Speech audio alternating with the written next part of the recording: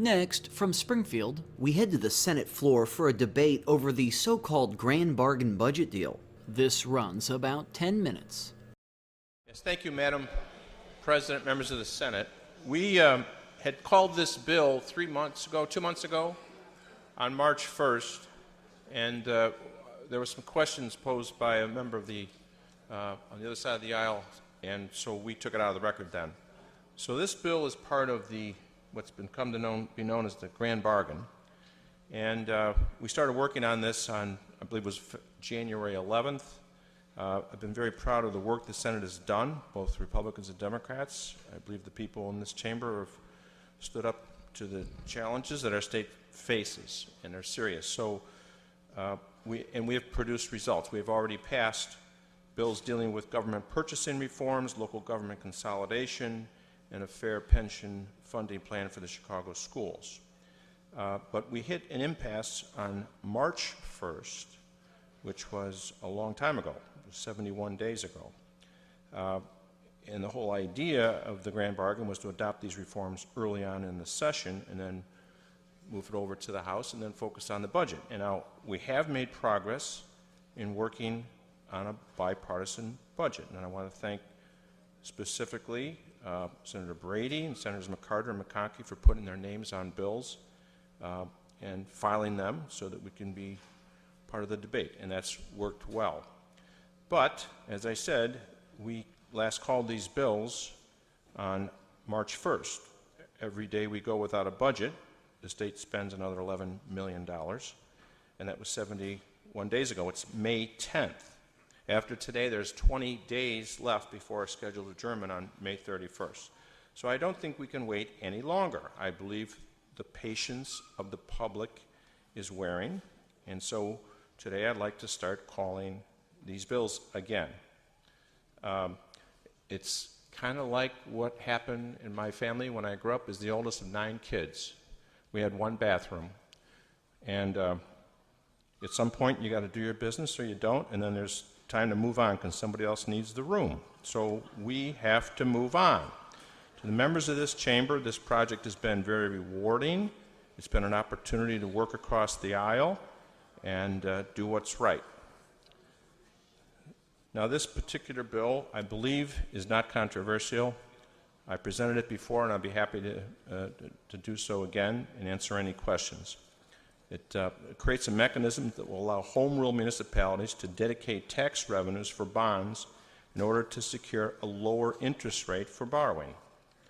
And it is meant to allow the home rule units to get lower interest rates, save money. Revenues that municipalities would tap for a bond sale of this nature could include money that comes from the state, money from the personal property replacement fund, or gaming revenue, or sales tax revenues, or the local government distributive fund. The idea is that the home rule municipality and an issuing lender would accept an assignment agreement of the sales tax revenues. The home rule municipality would approve an agreement by an ordinance. They would then have a bond sale, and revenue from the sales tax, in our example, would go directly to the trust-like fund that was sped up. And so we save money, and it doesn't cost any money for the state. In fact, we even put an amendment on the suggestion of the Republicans to make it clear that in no way shall the pledge and agreements of the state be interpreted to construe the state as a guarantor of any debt or obligation subject to an assignment agreement. So for some reason, if the state didn't send any money to the local governments, the state's not obligated to pay any damages because they're not party to that contract. So with that, I'd be happy to answer any questions and ask for an aye vote so we can proceed to pass this bill and the rest of the bills. And I would point out that these bills are tied together. And as I said, we've already passed a number of them that are being held until we pass all of them so we can send it over to the House. Be happy to answer any questions on this bill. Is there any discussion? Leader Radogno, for what purpose do you rise? Well, first a statement and then a question on what we're doing. I, too, think this has been certainly a rewarding experience here in this chamber. However, I understand the frustration and the sense of urgency that we all feel on May 10th. to get this done, and I think I've been one talking a lot about that. This particular bill is not controversial, that's true, but I think that the intent was to move everything as a package at once. It is true we hit a road bump on May 1st, or March 1st, but we are still working on this stuff. There's in fact a budget meeting scheduled tomorrow. We've been working on exchanging language on a couple of sticking points we still have.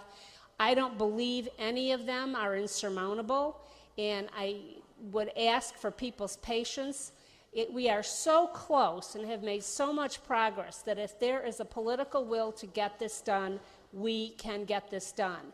So my concern is that in proceeding without full agreement, that it takes the pressure off to get a full agreement. And so my first question to you, Mr. President, is are you still interested in engaging in a good faith discussion to try to get the agreements that we don't have agreement on yet?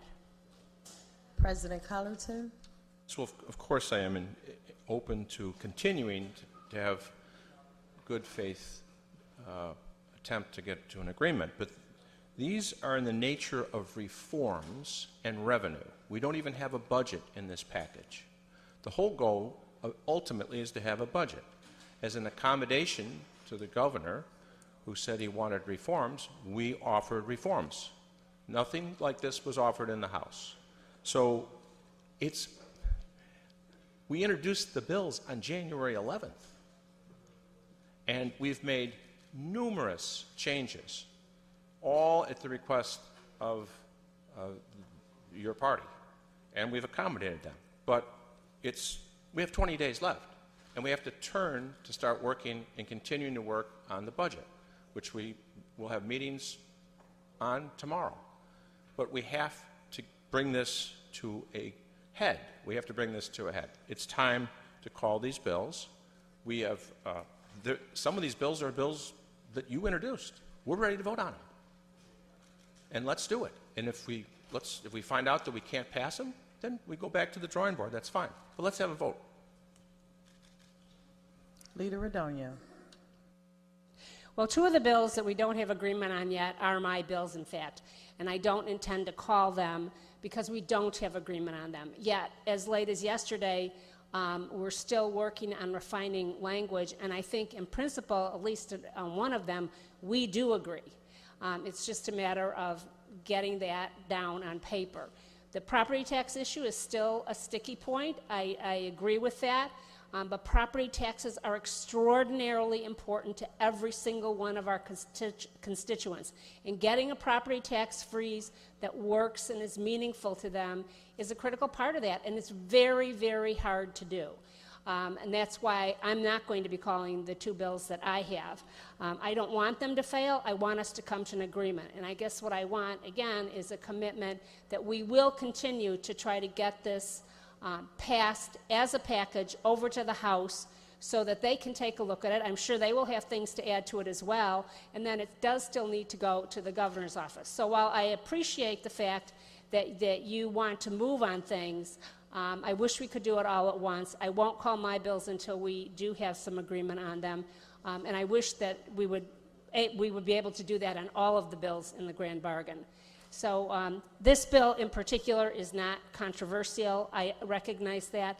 And I ask you, do you intend to call the revenue bill today as well? Because that one is also controversial as are mine. President Cullerton. Well, I'm the sponsor of this bill, and I'd like to call it. I have called it. I'd like to vote on it.